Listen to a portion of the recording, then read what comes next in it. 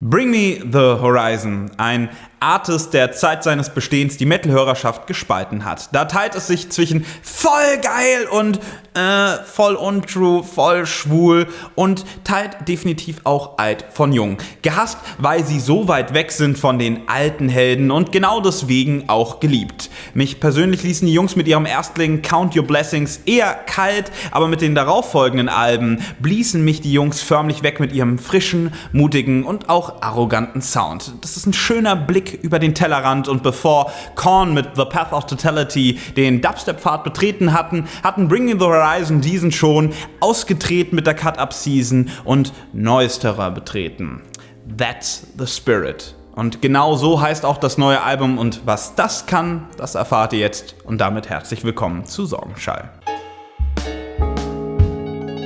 Ich sitze übrigens gerade in unserem neuen Büro, und außer diesem sehr geilen Sessel, auf dem ich sitze, haben wir jede Menge Raumhall. Hall. Das verbessert sich natürlich noch in den kommenden Folgen, aber erstmal könnt ihr es so genießen. Vergiss die schönen Kartons nicht. Die Kartons sind wunderschön, aber habt ihr das Radio? Sehen die überhaupt das Radio? Natürlich. Ah, schön. Das Radio ist auch sehr schön. Kommen wir zurück zum Thema. That's the Spirit ist am 11. September 2015 als 5. Studioalbum der britischen Metalcore-Gruppe erschienen und bringt 11 neue Tracks mit einer Spielzeit von 45 Minuten mit sich. Das Cover ist sehr simpel gehalten, schwarze Fläche mit dem Titel drauf. Ist das der Spirit? Neue Einfachheit? Finden wir es heraus.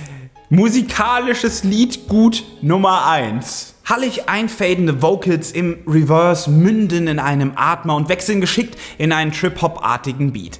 Was ein Einstieg. Genau so etwas hatte ich mir erhofft. Stöhnen und ein tranziger Sequencer-Synthesizer steigen mit ein, und dann, huch, die nächste Überraschung, Clean-Gesang. Doomed kommt ungewohnt vertraut daher, und mit den Shouts im Chorus und dem weiteren Verlauf des Arrangements schlägt dieser Track in die Lücke ein, die Linkin Park mit Meteora hinterließen, denn genau danach klingt dieser Track nach Linkin Park. Irgendwie geil, und der Wechsel zwischen Schrei und Kopfstimme machen das Ganze noch ein bisschen frischer und eigener, aber ein paar kleinere Bauchschmerzen entstehen trotzdem. Bogen der Spannung. Die gehen auch nicht weg, wo Doomed, Happy Song und Throne als Album-Starttrio mit ihrer unterschiedlichen Arrangementstilistik richtig Laune machen und gerade der dritte Track wie eine geiler produzierte Variante von Faint klingt, dass es ziemlich glatt ins Jahr 2003 zurückkickt, plätschert der Rest des Albums mit kleineren, wenigen Spitzen vor sich hin. Da kristallisiert sich für mich zu schnell ein Muster heraus, das mir gar nicht gefällt. Irgendwer muss den Herrn Sykes mal gesteckt haben, ey, du singst doch gar nicht so schlecht, du solltest das öfter tun. Und er dachte sich wohl, ja geil, ab damit in jeden Song. Gar nicht meine Baustelle. Das ist zu nah dran an diesen ätzend gepitchten Pop-Ghost-Punk-Vocals, dass es mich irgendwann nervt. Du nervst mich. Du nervst mich auch. Dabei steht der Wechsel zwischen Clean-Gesang und Shouts den Jungs schon gut, aber in diesem Fall wäre weniger mehr gewesen. Außerdem wird das Album von Track zu Track immer ein Stückchen poppiger, was im letzten Song Oh No total ausartet. Wem's gefällt, mir fehlen da im Albumkontext definitiv die brachialeren Nummern wie Shadow Moses oder The Calm Down viel zu sehr. Geräuschkulisse. Der Sound ist wieder roher geworden, nicht mehr so überproduziert, aber dennoch druckvoll und sauber, dafür weniger brachial. Wirkt dadurch schön frisch, bietet aber nicht mehr diese bretternden Gitarrenwände. Die Staffelung zwischen Metal-Gitarren und Synthesizer-Sounds ist besser als je zuvor, und auch die Cheerleader-Chöre in Happy Song wissen mit Stoner-Rock-Attitüde durchaus zu gefallen. Arrangement.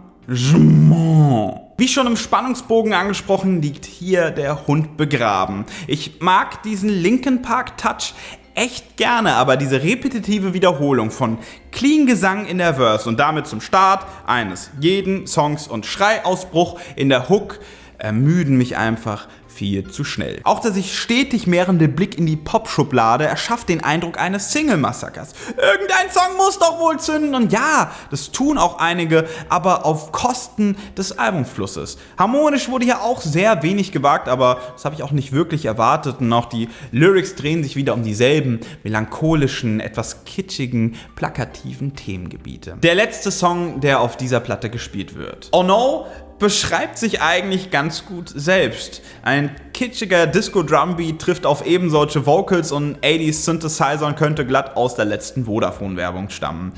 Ist ja nicht mal wirklich schlecht produziert und überrascht auch, aber zünden wird es nicht, weil wenn ich eine Metal-Platte anmache, dann will ich auch Metal hören und nicht 80s Pop.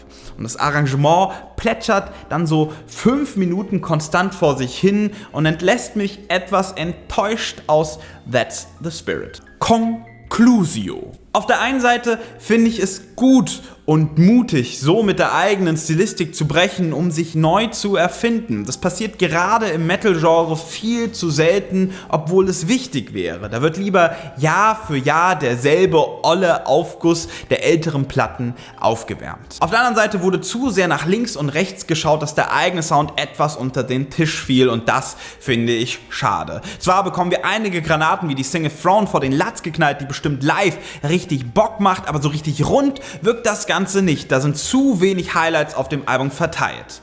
Aber wie ist denn eure Meinung? Kennt ihr die Scheibe schon? Wie findet ihr sie? Mögt ihr überhaupt Bring Me The Horizon oder sind das immer noch für euch die Emo-Poser, wie sie früher immer betitelt wurden?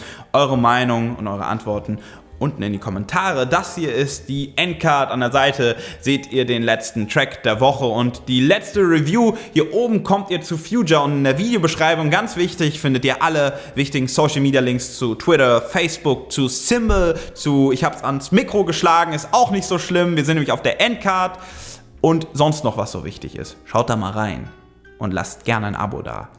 Ihr Hurensöhne. Ihr seid keine Hurensöhne, aber vielleicht bin ich ein Hurensohn. Ist vielleicht Jakob ein Hurensohn? Endcard vorbei, ich red mich um Kopf und Kragen! Cut! Ich hab nicht gecuttet, Mann. Oh fuck, ich sitze hier immer noch. Kann mich... Mann, schnell.